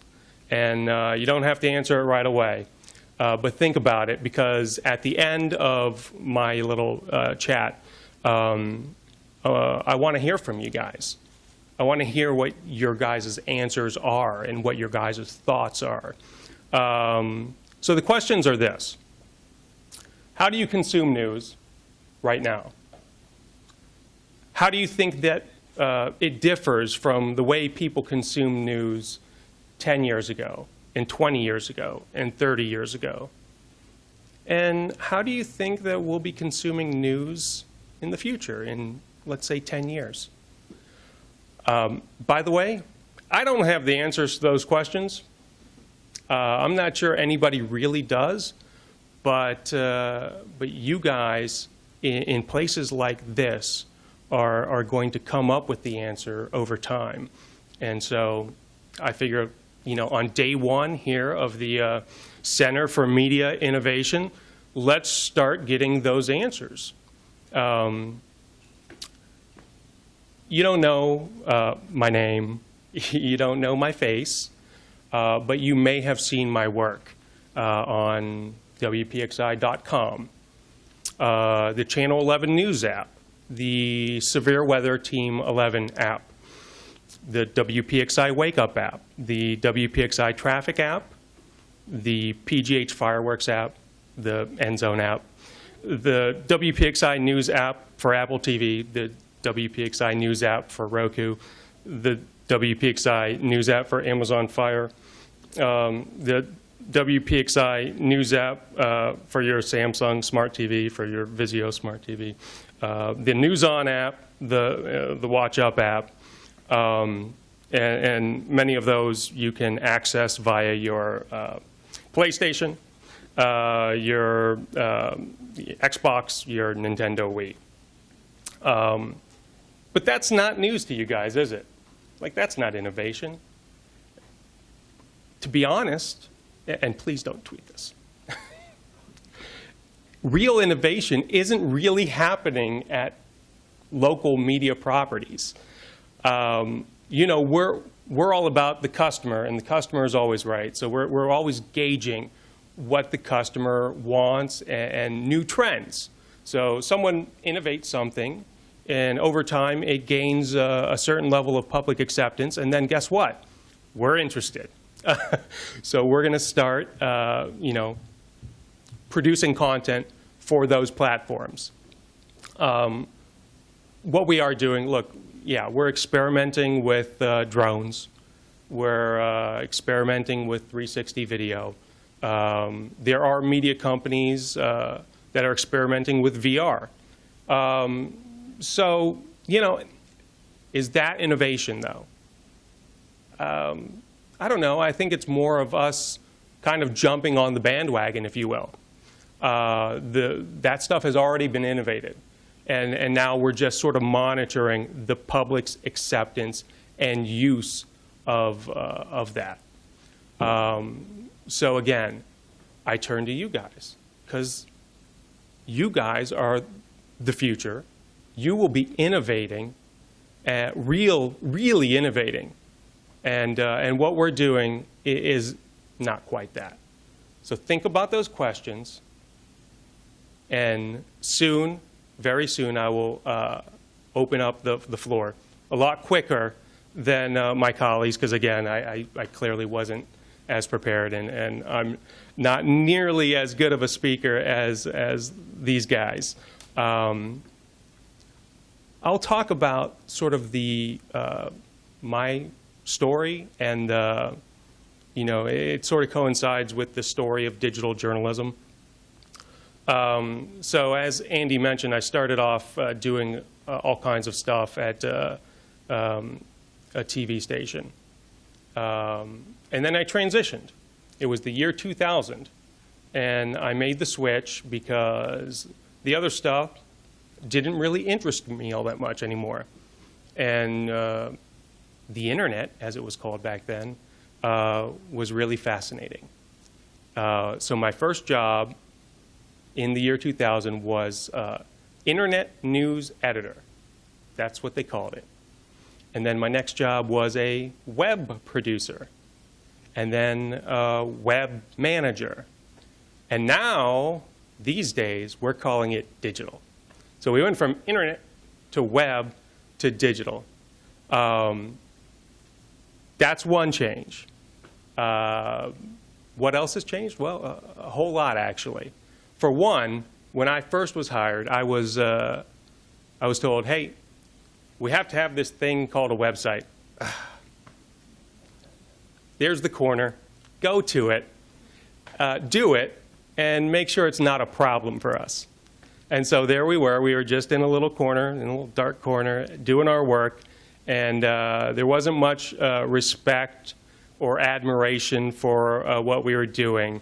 No one really thought about long-term, like what it might become.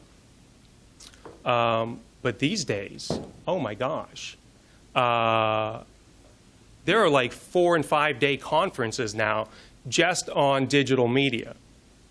Tons of respect. Every media, company in the world is focused and in some cases obsessed with digital and how to reach everybody. And, the consumers they still want news, but they want it in a different way. And they want it when they want it, how they want it, on what screen they want it. And so now it's a really, really big deal. Back in the old days, it was just a website. Our jobs were to create content and populate it to the website. These days, if that's all you're doing, you'll probably be fired, because that's like 25% of the job, if that. I mean, in addition to creating the content and populating the content, you have to curate that content for multiple platforms and make sure it looks great in every one. And then you distribute. You have to get people don't come to you for the content anymore. You have to go out to them. And Michelle touched on a variety of ways that we do that in the local TV industry. But yeah, Some might argue that distribution of content is way more important than actually the creation of the content, and the population of the content, and the curation of the content. Because, like you said, you know, if you don't get it out to people, you could do great work. They don't see it. They don't see it. Now, as we think about the future, I mean, the scheduled newscast, I don't know.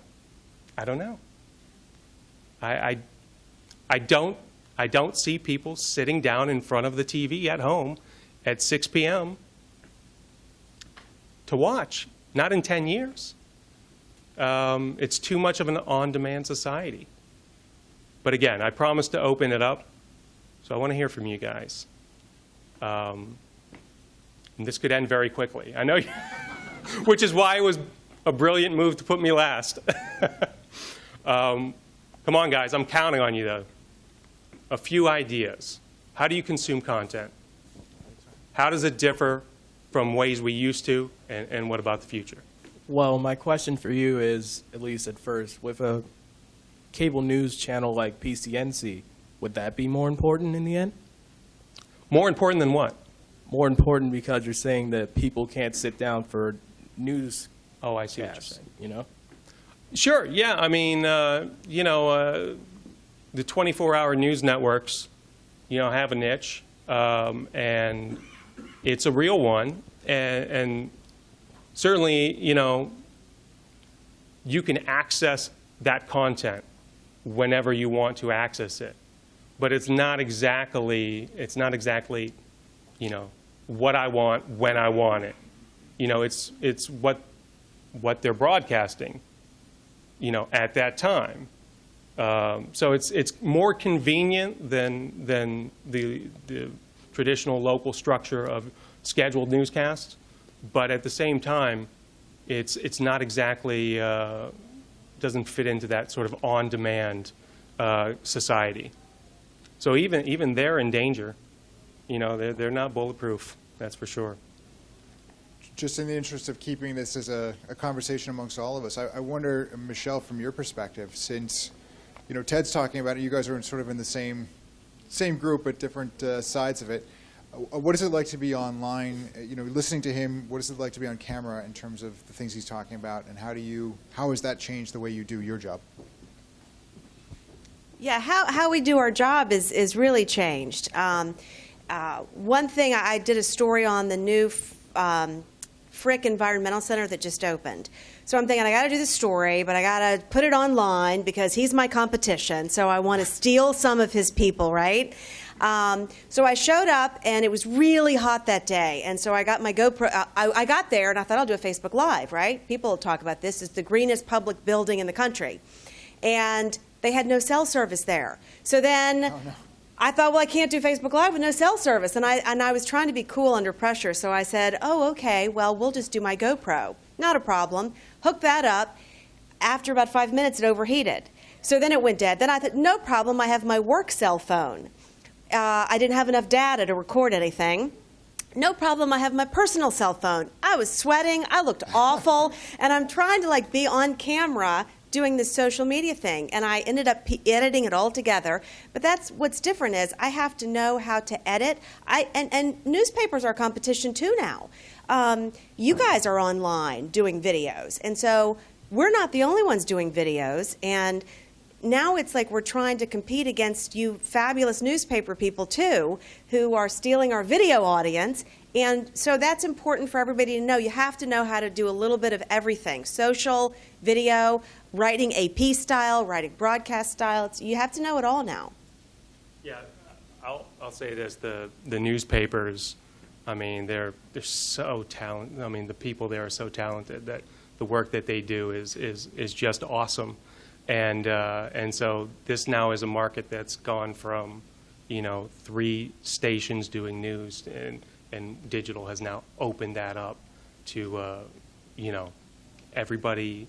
I mean, it's such a competitive field with like not only just the TV stations, then you throw in the newspapers, and then all of the independent media outlets too, and even radio stations as well. I mean, it's crazy. It's crazy competitive, but it's fun too. It's still fun. Students who want to jump in? Anybody have a question or a comment? Yep. Speaking to that point, do you think at some point it's going to be, well, let's eliminate all that competition and just make one huge entity online or on an app or something? Because like you had mentioned before, nobody's sitting in front of the TV, well, at least my generation, very few of us are sitting in front of the TV at 6 o'clock watching the news. So do you think at some point all that competition is going to get extremely exhausting and we're just going to become one big news entity? I'm just interested to hear your thoughts on that. Everyone. Yeah, everyone, all of you, yeah. I don't know. One thing I will say is I believe in TV, since we're up here representing television. I don't think the TV is going away. The screen, we're going to have screens in our lives. Now, they may end up being different. They may not be like the screens we see now. Might be a hologram. You might be able to roll it up and take it with you or something. Who knows? But I feel like TV, the concept, is not going anywhere. My question really is about news and how we can deliver that news and make it a business model. As someone asked a question earlier about newspapers, that was like a big picture question, the $1 million question. And that's kind of the same question I'm asking. So that's really, the big question mark. So just to your point, I do believe that you'll see more partnerships, between news organizations. However, I do believe that there's a place for competition that's very important because, we take pride in publishing and breaking stories that the competition doesn't have. So, and I think it makes us better. So I don't foresee that. I think competition is important in the business world no matter what. So, across the board.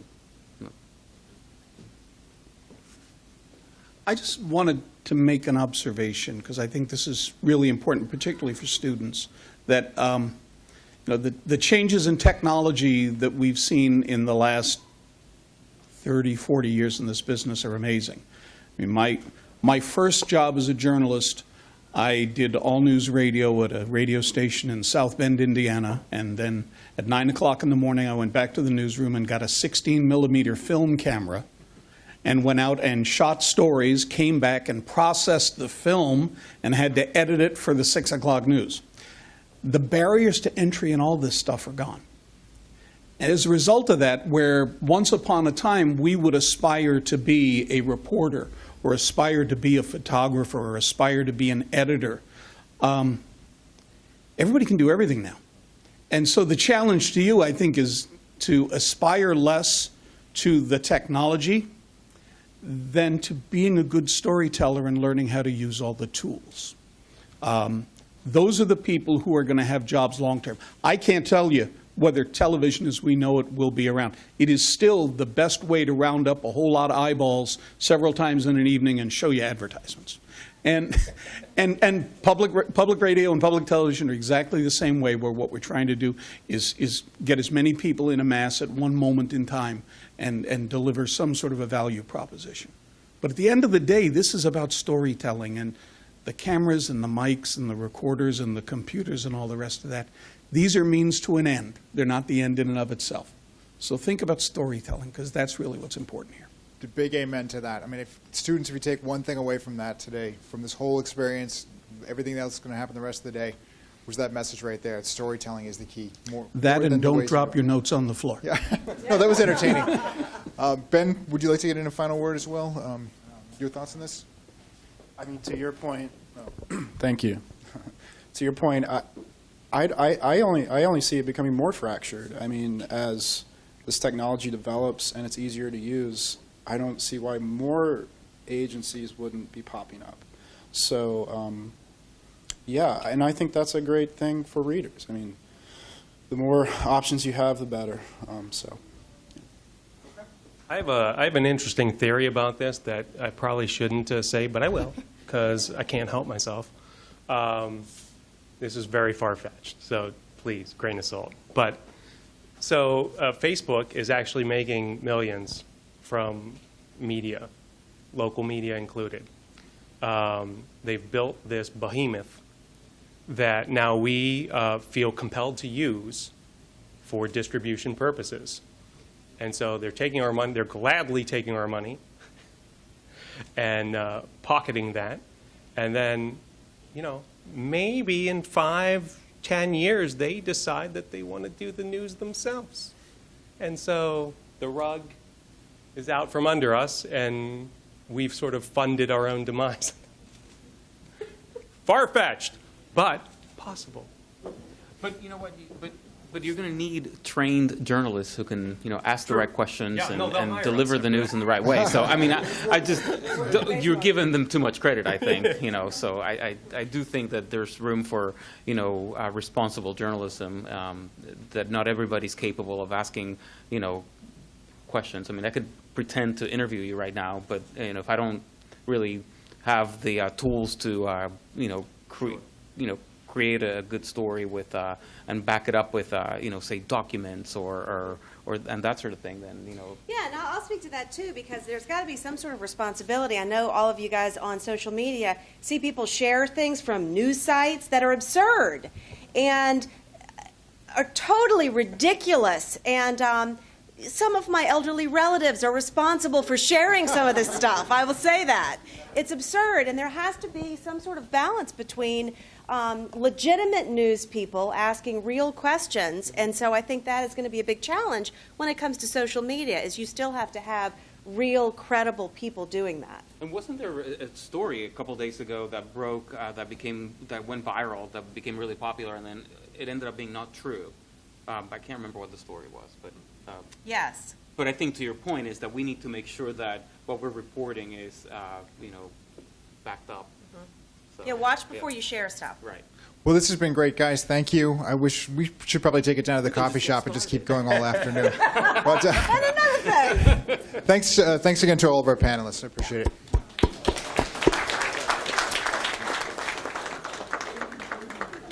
In conclusion, I just want to remind you about some of the other events we have coming up. There's free lunch in Village Park. They said there was no such thing as a free lunch, but there actually is today, so that's nice. Make sure you get over and check that out. Pioneer Records will be there with a couple of their recording artists, so definitely get over there and check that out. At 1 o'clock, we're going to shift over this whole discussion to the ballroom. So we'll have 2 executives, one from ESPN, one from AT&T, will be there to talk about college sports marketing and the billions of dollars that go into that. This afternoon, we have another media panel. I know maybe you're feeling like you've gotten media paneled out, but as you can see, these guys were just getting started. And this afternoon's panel is actually new media companies, and one that actually just launched this morning. So it doesn't get any news or more cutting edge than that. So thanks for coming out, and I hope to see you all later today.